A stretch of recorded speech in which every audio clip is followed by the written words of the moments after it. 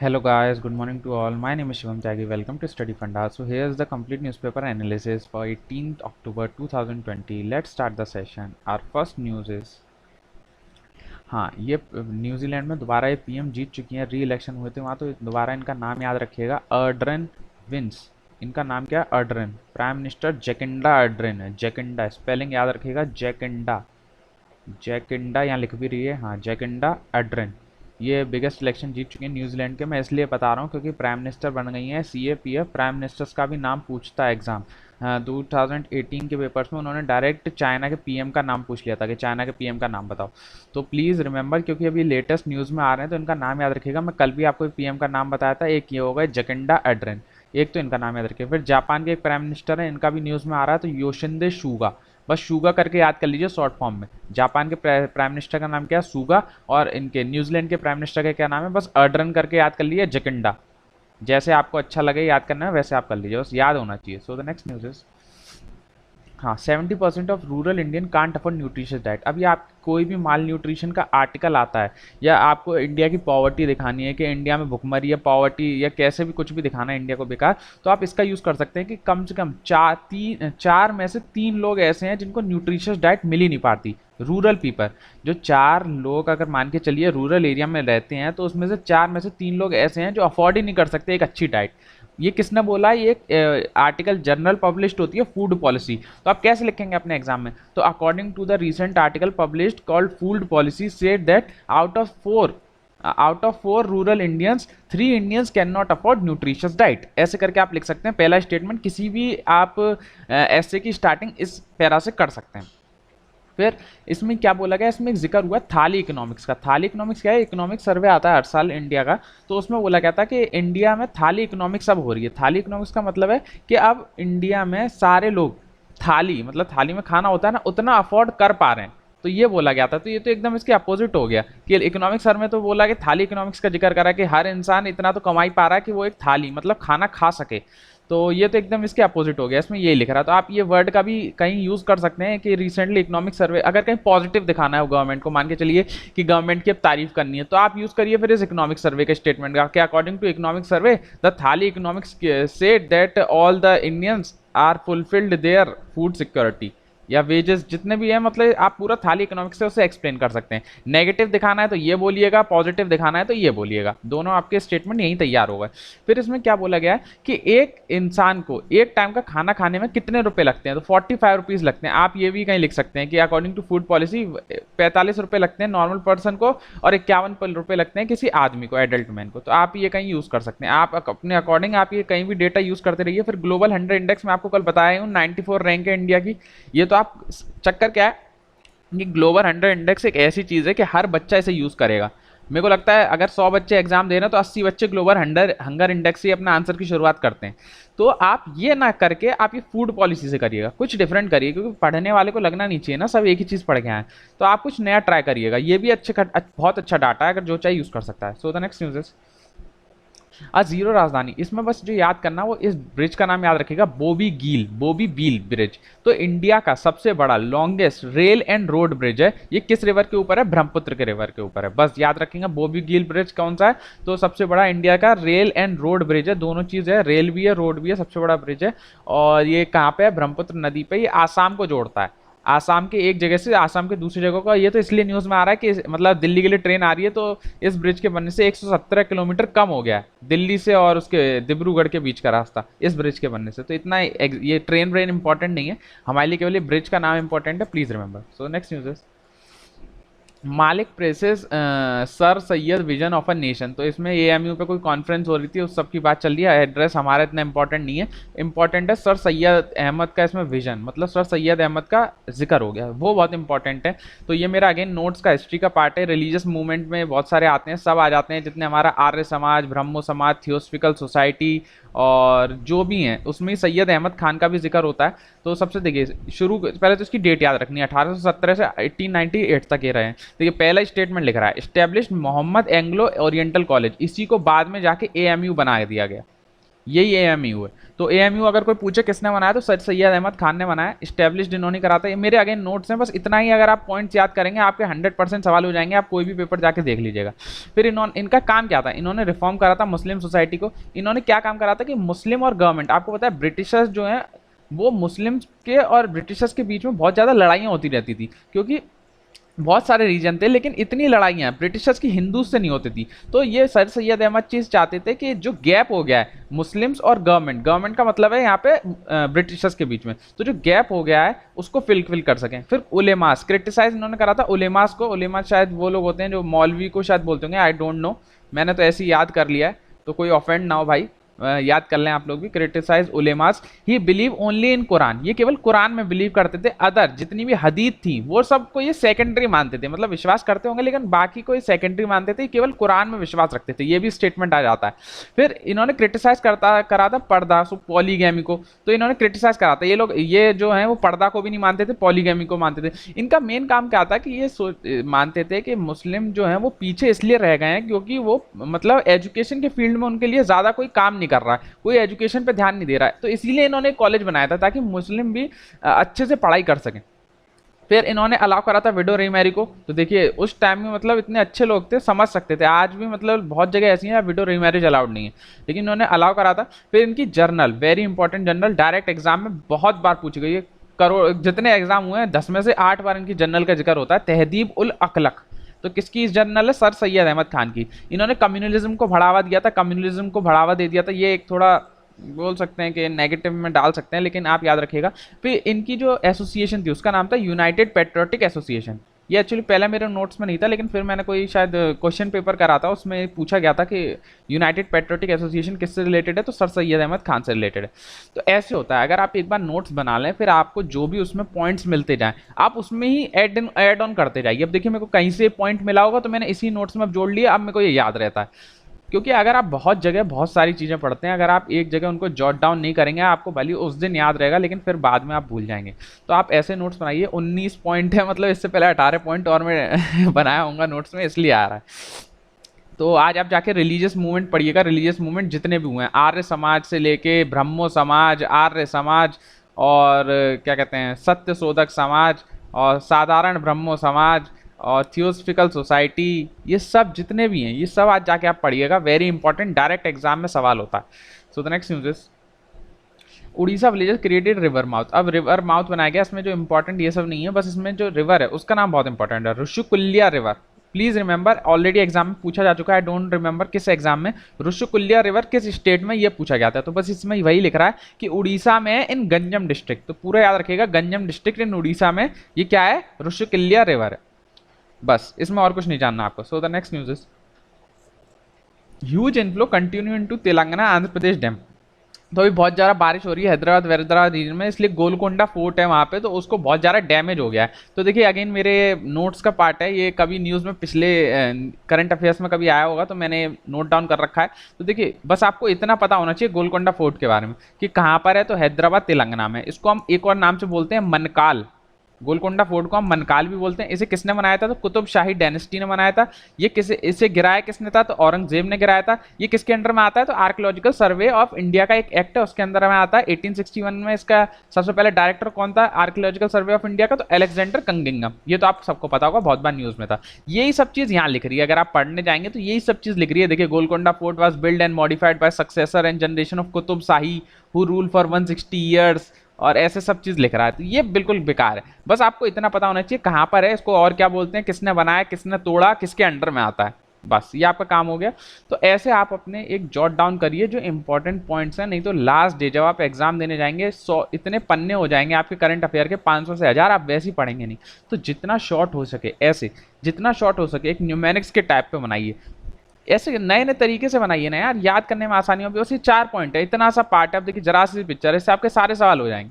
सो देखिए archaeological survey of India का इसका इसमें जिक्र है, तो मैंने बता दिया कि जो उससे पूछा जाएगा वो ये पूछा जाएगा, कब स्टैब्लिश्ड हुई, तो 1861 में स्टैब्लिश्ड हुई। कौन उसका डायरेक्टर हुआ था पहली बार, तो अलेक्जेंडर कंगिंगम थे। बस इसमें और कुछ नहीं जानना है। So the next news is, हाँ ये हमें फॉलो कर सकते हैं, प्लीज फॉलो ऑन स्टडी फंडा for more updates on CA PF and other CDS exams. और मेरे को जो अपने एसेस भेजना चाह रहे हैं, मैंने कल 2 एसे पूछे थे, जिन्होंने लेक्चर नहीं देखा वो कल जाके देख सकते हैं। कल बहुत बड़ा लेक्चर था, मैंने अच्छे से 2 एसेज एक्सप्लेन करें, सारे पॉइंट्स कि क्या लिख सकते हैं। एक वोमेन के ऊपर एसे था, एक एग्रीकल्चर से ऊपर पूरा हंगर के ऊपर एसे था। तो वेरी इंपॉर्टेंट एसे, और जो भी मेरे को एसे या कुछ भी पूछना चाहते हैं वो इसमें इंस्टाग्राम पे मेरे से पूछ सकते हैं, _त्यागी_ST। और प्लीज़ फॉलो स्टडी फंडा for good infographics. So the next news is indicator point two economic recovery. तो अभी क्या हुआ है, इसमें जो बात हो रही है वो बात हो रही है पीएमआई। तो पीएमआई डायरेक्ट एग्जाम में पूछा जाता है क्या है, तो पीएमआई की फुल फॉर्म है परचेजिंग मैनेजर इंडेक्स। ये हर महीने निकाला जाता है। इसमें ये बताया जाता है कि जितने भी हमारी कोर कंपनीज, आपको पता है हमारी 8 कोर कंपनीज है जो कितना बनाती हैं, 8 कोर कंपनीज कम से कम 40% बनाती हैं टोटल इंडस्ट्रीज का। तो ये बताते हैं कि 8 कोर इंडस्ट्रीज जो है वो कितना अच्छा परफॉर्म कर रही हैं। पीएमआई बताता है, परचेजिंग मैनेजर इंडेक्स, नेचर बताता है इन कंपनीज का कितना अच्छा परफॉर्म कर रही है, कितना बेकार परफॉर्म कर रही है। इसे निकालता कौन है, तो याद रखिएगा जैपनीज फर्म है, जैपनीज फर्म है जिसका नाम क्या है, निक्की, निक्की करके, निक्की यही है। तो ये इसको निकालता है, इसमें ये पूछा जाएगा। तो अभी क्या वो देखा गया है कि सितंबर के महीने में इंक्रीज हुआ है, जो हमारा प्रोडक्शन है वो इंक्रीज हुआ है, और जो जीएसटी कलेक्शन है वो पिछले 8 साल में सबसे ज्यादा कलेक्ट हुआ है इन सितंबर महीना। तो अब देखा जा रहा है कि हमारी जो इकोनॉमी है वो थोड़ी थोड़ी रास्ते पे आ रही है, ऐसा मतलब ये आर्टिकल तो बोल रहा है, लेकिन ऑन अगर फील्ड पे देखा जाए तो मुझे ऐसा कुछ खास फील नहीं हुआ कि अच्छा हो रहा है। लेकिन देखिए, देखो धीरे धीरे ही होगा, इकोनॉमी इतनी कोरोना के टाइम पे गिरी है तो अभी धीरे धीरे इकोनॉमिक रिवाइव कर रही है। फिर जो हमारा एक्सपोर्ट जो होता था, मर्चेंडाइज, जो हम कपड़ा एक्सपोर्ट करते हैं, जो भी और सामान एक्सपोर्ट करते हैं, उसमें भी अब धीरे धीरे ग्रोथ आ रही है, 5.3% की ग्रोथ आई है। तो बहुत सारी चीजें। फिर April export on part to V shaped recovery. अगर कोई भी इकोनॉमी से रिलेटेड आर्टिकल आता है या ऐसे लिखने को आता है तो उसमें आप कंक्लूजन में लिख सकते हैं कि आप इंडिया की जो इकोनॉमी है वो वी शेप्ड रिकवरी कर रही है। वी शेप्ड रिकवरी, ये टर्म वेरी इंपॉर्टेंट हो जाता है फॉर कंक्लूजन। कंक्लूजन में आप लिख के आएंगे ना, बहुत ज़्यादा इंपैक्ट पड़ता है। तो वी शेप्ड रिकवरी क्या है कि वी शेप्ड आपने पढ़ा होगा ऐसे होता है। तो अभी क्या था, अपनी जो जो जिस इंडस्ट्री की बात कर रही है, तो कपड़ा इंडस्ट्री की बात कर रहे हैं। अप्रैल मतलब कपड़ा इंडस्ट्री का जो एक्सपोर्ट था वो गिर रहा था। तो गिर रहा है मतलब ऐसे ऐसे गिर रहा है, लेकिन 90% फॉल हो गया था अप्रैल में। तो देखिए कितना फॉल हो गया, 90% फॉल हो गया। लेकिन अब 10% राइज हुआ है सितंबर। तो ऐसे, तो अब ये इतना हमारा फॉल होते जा रहा था, फॉल होते जा रहा था, अब धीरे धीरे बढ़ना शुरू हुआ है। तो कैसा ग्राफ बनना, हमारा वी शेप बढ़ रहा है, अब धीरे धीरे बढ़ेगा तो वी शेप पूरा बन जाएगा। तो इसी को हम बोलते हैं वी शेप्ड रिकवरी। पहले हमारा गिरा था फिर बढ़ रहा है। तो आप ये कहीं भी अपने आर्टिकल में यूज कर सकते हैं, ऐसे वैसे में, इसलिए मैंने बता दिया था। ये आप कंक्लूजन में यूज करेगा, very good for conclusion for any economic articles. So next news is, हाँ global warming might affect food security. अब ग्लोबल वार्मिंग जो है वो भी फूड सिक्योरिटी को अफेक्ट कर सकती है। इसमें जो बस एक इंपॉर्टेंट था वो ये इतना सा प्यारा था, मैं आपको बताना चाहता हूँ। इसमें ये बोला गया है जो CO2 का राइज है, कार्बन डाइऑक्साइड का जो राइज है वो अच्छा भी है और बुरा भी है। तो आप ये एक बैलेंस्ड वो है, क्या कहते हैं, एकदम बैलेंस्ड अप्रोच। तो कैसे अच्छा है कैसे बुरा वो मैं बता देता हूँ। तो rise in CO2 level has also acidified the ocean. अब CO2 का अगर बढ़ेगा तो उससे क्या होगा, बहुत ज़्यादा ओशन में एसिड आने लगेंगे, जिसकी वजह से जो बॉडी है एनिमल्स की जो पानी में रहते हैं वो वीक हो जाएगी। ज्यादा CO2 आएगा तो ज्यादा एसिड बनेगा, पानी के अंदर ज्यादा एसिड बनेगा तो जो बॉडी है, जो उसके अंदर जीव जंतु रहते हैं पानी के अंदर, उनकी जो बॉडी है वो वीक हो जाएगी। और लैंड पे क्या है, जैसी अगर हमारा ज्यादा अगर गर्मी आती है, मान के चलिए हमारा जो CO2, अगर गर्मी आएगी तो हमारा CO2 लेवल बढ़ जाएगा। तो उससे क्या होगा, हमारे ग्रीन हाउस जो गैस है वो ट्रैप कर लेगी बहुत सारी सन। आपको पता है जो हमारी ग्रीन हाउस गैस है वो जितनी भी हमारी गर्म आती है उसको ट्रैप कर लेती है, जिसकी वजह से हमारा जो एटमॉस्फेयर है वो वार्म रहता है। वार्म रहने से की वजह से क्या होता है, जो प्लांट्स हैं वो अच्छे से फोटोसिंथेसिस कर पाते हैं due to greenhouse gas. Greenhouse gas की वजह से जो हमारी गर्म है, जो वार्म है एटमॉस्फेयर में, वो रह जाती है ज़्यादा टाइम के लिए, जिसकी वजह से एटमॉस्फेयर जो प्लांट्स हैं वो अच्छे से फोटोसिंथेसिस की प्रक्रिया कर पाते हैं। ये तो इसका पॉजिटिव हो गया।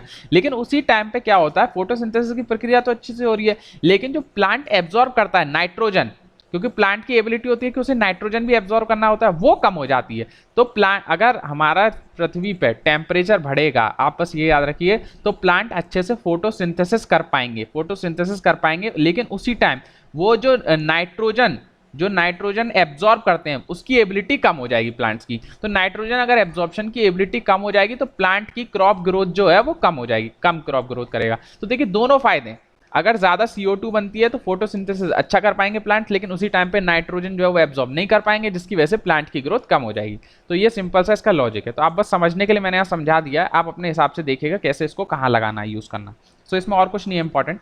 इसमें ये बोला गया है वैसे तो पूरे आर्टिकल में कि दो हमने एक चिक पी को उगाया, एक देसी ग्राम को उगाया, दोनों एक ही जगह पे उगाया, दोनों अलग अलग परफॉर्म कर रहे थे। इन्होंने मतलब पूरा एग्जाम्पल सेट करा है यहाँ पे, तो इतना इंपॉर्टेंट नहीं है, बस इतना सही इंपॉर्टेंट था, मैंने आपको बता दिया। So the next news is, हाँ, यूएनएचआरसी। तो अभी आपको पता है, कल मैंने आपको बताया था, जिन्होंने नहीं देखा वो देखिएगा, तो पाकिस्तान जो है वो अभी इलेक्ट हो गया है फॉर यूएनएचआरसी। तो यूएनएचआरसी के लिए पाकिस्तान जो है वो इलेक्ट हो गया है फॉर 3 ईयर्स। इसमें याद रखेंगे तो आपको जो याद रखना है वो ये याद रखना है कि यूएनएचआरसी में सबको चांस मिलता है। कैसे अपॉइंट होते हैं, तो यूएन जनरल असेंबली के अंदर जो मेंबर होते हैं वही अपॉइंट करते हैं, रोटेशन के बेसिस पे होता है, सबका 1 स्टेट का 1 वोट होता है। तो ये तो बराबरी हो गई। मतलब बहुत सारी ऐसी यूएन की ऑर्गेनाइजेशन है जहाँ पे जैसे आईएमएफ वगैरह हो गई, तो यहाँ पे वोटिंग जो होती है वो जीडीपी के आधार पे होती है। जो जितना बड़ा जीडीपी वाला देश होगा उसको जितना ज्यादा वोटिंग राइट मिलेगा।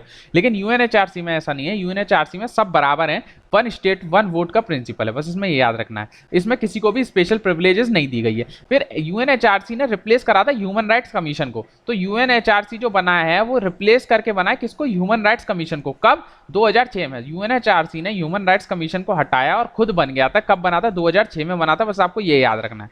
फिर इसका हेडक्वार्टर कहाँ है, तो हेडक्वार्टर जो है वो जेनीवा स्विट्जरलैंड में। इसका 2 काम है, एक तो नॉन बाइंडिंग रेजोल्यूशन देता है, इसके जो भी डिसीजन है वो नॉन बाइंडिंग है। किसके ऊपर देता है, ह्यूमन राइट्स कमीशन है, तो ह्यूमन राइट्स के ऊपर नॉन बाइंडिंग रेजोल्यूशन देगा। फिर दूसरा काम क्या है कि यूनिवर्सल पीरियोडिक रिव्यू करता है, यूनिवर्सल पीरियोडिक रिव्यू। तो कभी कभी डायरेक्ट एग्जाम में क्वेश्चन होता है कि यूनिवर्सल पीरियोडिक रिव्यू रिलेटेड किससे है, तो याद रखिएगा यूएनएचआरसी से रिलेटेड है। इसमें ये देखा जाता है कि आपका जो पूरे साल भर आपने कितना वायलेशन करा, कितना नहीं करा। तो बच्चों इसमें मैंने बताया उतना याद रखिएगा कैसे यूएनएचआरसी बनी है, कितने मेंबर होते हैं और इसका हेडक्वार्टर कहाँ है। इसके 2 काम है, एक तो नॉन बाइंडिंग रेजोल्यूशन देता है और यूनिवर्सल पीरियोडिक रिव्यू करता है सबका, बस इसमें और कुछ नहीं जानना है। सो द नेक्स्ट न्यूज, अभी रिसेंटली जो जानना है वो पाकिस्तान के बारे में कि पाकिस्तान हेड बन के आया है, इसका प्रेसिडेंट बन के जीत गया इलेक्शन। तो थोड़ा एक्सेप्शन वाली चीज हो गई, please remember it. So the next news, हाँ, ये अगेन यूपीएससी सीएससी के क्वेश्चंस की सीरीज हमारी चल ही रही है, तो फिर मैंने आज इंक्लूड करे 2-3 सवाल, तो आप देखिए कैसे सॉल्व करने हैं।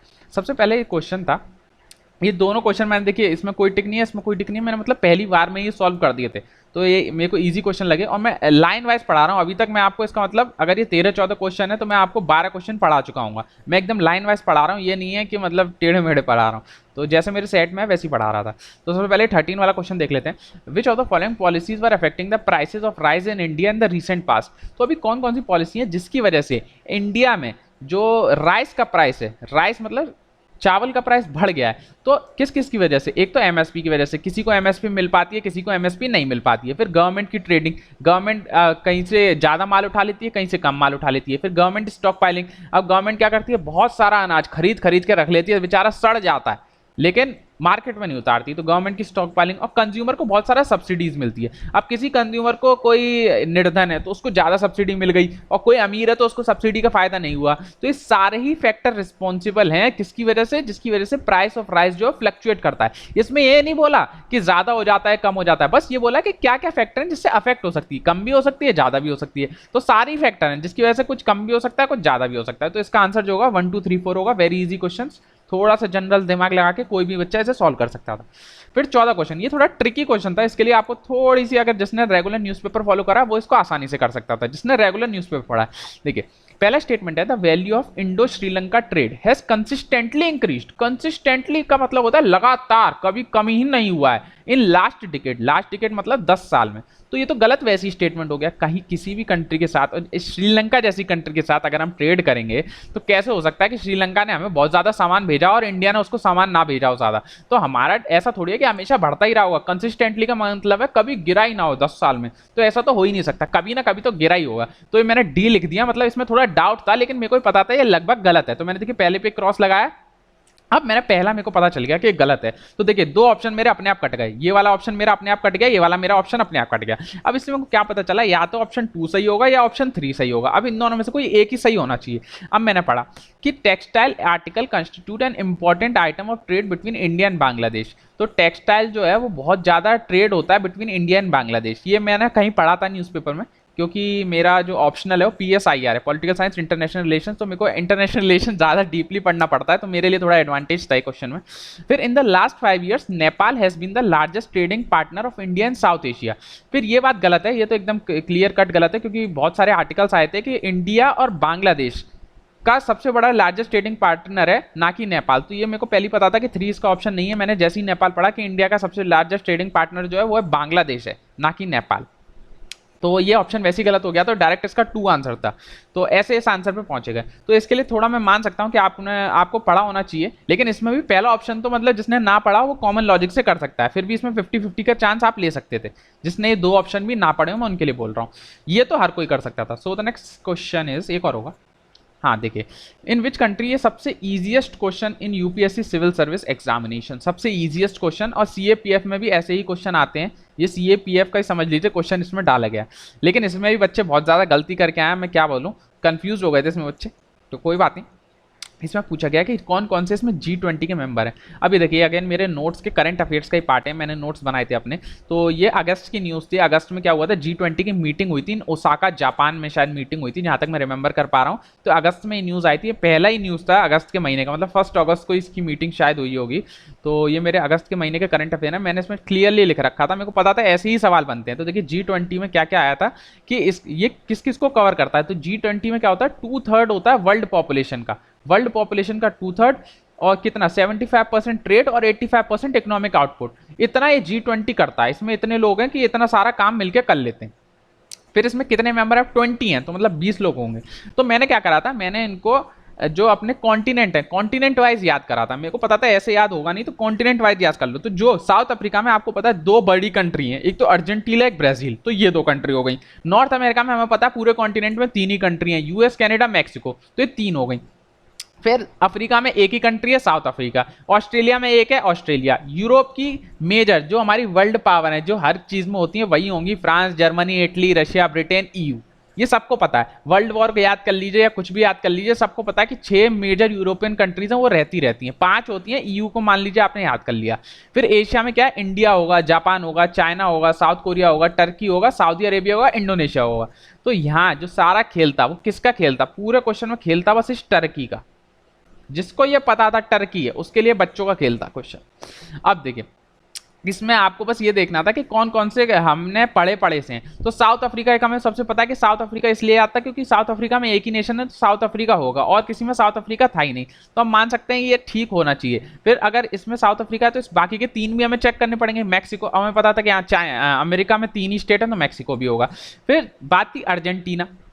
अर्जेंटीना में पता है, साउथ अमेरिका में 2 ही थे, तो अर्जेंटीना भी होगा। जिसको ये टर्की पता था उसके ये सवाल हो जाता। अब इसमें और भी थे, जैसे मलेशिया। अब मेरे को पता था मलेशिया तो है ही नहीं, तो मैंने पहले काट दिया था। फिर इसमें मैंने देखा, इसमें क्या, इसमें तो था वियतनाम था, तो इसमें मैंने वियतनाम देखा, ईरान भी देखा था, वियतनाम भी देखा था, तो ये भी नहीं था। फिर इसमें मैंने क्या देखा, इसमें मैंने सिंगापुर को देखा, तो इसमें सिंगापुर नहीं था, बाकी के तीनों कंट्री थे। तो ऐसे पहले आंसर पे पहुंचे। इसीलिए मैं आपको इतना सब कुछ बताता रहता हूँ। एससीओ के मेंबर भी मैंने आपको याद करवाए थे ट्रक पिक की टेक्निक से, कि ट्रक पिक याद कर लीजिए। फिर मैंने आपको एशियन के मेंबर भी याद करवा रखे हैं कि एमबीबीएस करी हमने, एमबीबीएस करी, फिर आईपीएल देखा, कहाँ पे देखा, टीवी पर। तो ये 10 मेंबर आपके एशियन कंट्रीज के हो गए। ऐसे ही मैंने ब्लैक सी की सराउंड कंट्रीज आपको भी बता रखी हैं, कैस्पियन सी के सराउंड कंट्री आपको बता रखी हैं। तो ये सब लोग आप समझते हैं कि मैं यहाँ बकवास कर रहा हूँ, कि ये इंपॉर्टेंट नहीं है, बस मैं ऐसी आपको ट्रिक समझा देता हूँ, लेकिन ऐसा नहीं है। बहुत काम की चीज़ है, एग्जाम में आपको फील हो जाएगा। तो प्लीज़ रिमेंबर, ये जो मैं सारी चीज़ें बता रहा हूँ कहीं इनको नोट करा करिए। So the next news is are over. So I hope you like my lecture. Please like, share and subscribe. और कोई भी दिक्कत है आप सीधे कमेंट सेक्शन में लिखिए और बताइए कैसा आज का लेक्चर चल रहा है। अब मैं कोशिश करूंगा ज़्यादा से ज़्यादा, आपका एग्जाम पास आ रहा है तो ज़्यादा से ज़्यादा क्वेश्चंस डालने की कोशिश करूं, ना कि ज़्यादा अब न्यूज़ कवर करूं, क्योंकि आपका एग्जाम पास आ रहा है। तो अब बहुत कम लोग देख रहे हैं, मेरा मन नहीं होता बनाने का, लेकिन फिर 2-3 लोग बोल देते हैं सर बना दीजिए, तो फिर मैं बनाना पड़ता है। तो जितना हो सके शेयर करिएगा। Please like, share and subscribe. अगर आप नहीं शेयर वेयर कर रहे तो यार फिर मेरा बनाने का कोई वो ही नहीं मिलता ना अंदर से इंस्पिरेशन टाइप। तो जितने लोग देख रहे हैं वो एक लाइक करेंगे और शेयर करेंगे। Thank you guys, take care, bye bye.